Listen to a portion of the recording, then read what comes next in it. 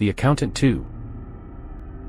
The film opens as Ray King, J.K. Simmons, is at a bar during bingo night. A young woman enters and approaches Ray's table, while some guys working for a man named Burke are keeping an eye on them. Ray shows Anais a photo of the Sanchez family from El Salvador, the Sanchezes, whom she believes Ray is asking her to kill. He says he wants her to help find them, as he was hired by Edith's father. Ray is alerted to the presence of the other men and tries to flee the bar. He fights and kills 2 men in the bar before the patrons start to flee in panic. As Ray bolts into the street, he is gunned down. Treasury agent Mary Beth Medina learns of Ray's death and goes to the morgue to identify his body. On his arm, she finds "Find the Accountant" written. Christian Wolf, Ben Affleck, is communicating with his handler, Justine, just before he is set to go to a round of speed dating. The women all specifically line up for him until they meet him, and they find that Chris has made up his dating algorithm to determine his match. He ends up putting them all off with his behavior. Burke and his top goon, Cobb, are talking at their work site over Ray and Anais. They know who she is, as she showed up during a meeting Burke had with 3 other guys, where she killed the men but left Burke alive. Burke orders Cobb to go to Fort Worth to take care of anybody else looking into their dirty work. Mary Beth begins her investigation into whatever Ray was looking into. After finding documents related to Chris, she contacts a neuroscience academy connected to him. Justine overhears on the other end that Ray has been murdered. Mary Beth is later found by Chris in a parking lot. They look into Ray's pictures and research, finding several pictures of dead Chilean ex-Special Forces guys, as well as a tax return from Edith Sanchez. They find that Edith's father was a man named Emiliano Gonzalez, who was shot to death in Fort Worth. Chris and Mary Beth go to a pizza factory to speak to the manager, Ike, since Edith allegedly worked there. When Ike doesn't give them the information they need, Chris gets out his research and suggests that Ike is involved with money laundering. Ike gets in Chris's face, leading to Chris twisting his finger and then fighting off a few employees coming to Ike's aid. Eventually, Chris gets Ike to admit that he gets money from a man named Tomas, who is involved in trafficking women. Chris's brother Braxton is in the process of trying to adopt a corgi puppy, but the lady at the adoption agency tells him he cannot pick up the dog earlier than promised. He later goes on a job to kill some guys when he gets a call from Chris asking for his help. Brax is reluctant since his relationship with his brother has been strained, but he eventually relents and goes to meet him.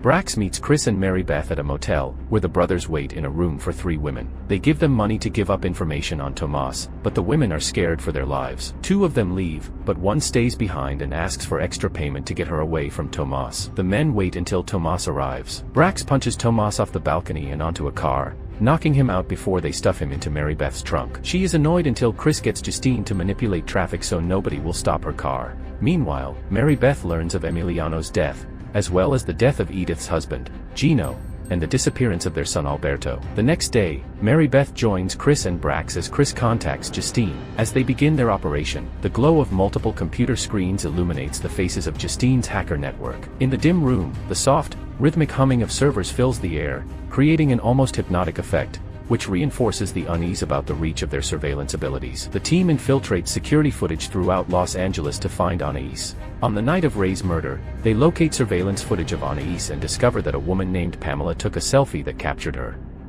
The hackers meticulously search through Pamela's laptop, the flickering of camera lenses reflected in their determined eyes, suggesting their constant vigilance and the fine line between observer and intruder. They find the sought-after selfie, discreetly securing it before Pamela suspects any breach. Their discoveries reveal that Anais has traversed the globe, executing members of criminal organizations. Realizing Chris and Brax's involvement in some of these deaths, Mary Beth decides to distance herself from their methods and continue her investigation by the book, concerned about the ethical implications of their pervasive surveillance tactics. Mary Beth and an attorney later meet with Tomas and his lawyer. It is revealed that Ike was murdered and had a rat shoved into his throat. Before Tomas can agree to give his testimony against his employers, Cobb shoots him and his lawyer with a sniper rifle. Chris learns from Justine about a car accident from years ago involving a woman. He and Brax spend more time together and later go to a bar, where Chris catches the attention of a pretty waitress named Angie. Chris joins Angie and others in doing a line dance, but Angie's ex-boyfriend comes to antagonize Chris. In response, Brax helps Chris beat the shit out of the boyfriend and his buddies before they flee. Brax is also proud to see that Chris got Angie's number. Mary Beth learns of the car accident victim, a woman who ended up losing her memory and underwent facial reconstruction surgery. The woman also developed acquired savant syndrome and became skilled at things like chess and later killing. The woman was Edith Sanchez, who eventually became Anais. She became violent and attacked a guard before escaping her facility. Chris finds out that Brax's employer is ordering him to take out Mary Beth. Chris races to get to her first, but Anais makes it there first. She and Mary Beth get into a fight, ending with Anais stabbing Mary Beth. Before leaving, Anais sees the picture of herself as Edith with Gino and Alberto. This triggers her memories of being trafficked by Burke and his men, and witnessing him kill Gino. Chris arrives to find Mary Beth and gets her help. Burke orders Cobb and his other goons to round up the kidnapped children at their compound in Juarez and to execute all of them. With help from Justine, Chris and Brax head to Juarez to rescue them. The villains round up the children on the bus, but the brothers arrive and begin to open fire on the mercenaries. Cobb drives the bus away after several of his men are killed. Chris gets Brax into a van and follows the bus as they make it to a pit that the kids are forced into. The brothers shoot the mercs, but Cobb is on the bus with Alberto. Chris makes it onto the bus while Brax is in the back. Cobb tries to sell out Burke just before Chris and Brax both put bullets into him. They then get the kids out of the pit and drive the bus to take them home. Brax makes Chris stop the bus to pick up a stray cat. Chris earlier told him he's more of a cat person. Justine calls Anais and gives her a location. There, she finds Burke coming out of the shower. He realizes she is there for him, and she grabs a large knife and follows him. Mary Beth returns to work after recovering. She contacts a number that Justine is listening in on to thank her for helping save the kids, and that Ray would be proud. The hackers are seen putting together a room in their hideout for Alberto, who is being taken to them by Chris and Brax. The end. Thank you for watching. Please subscribe.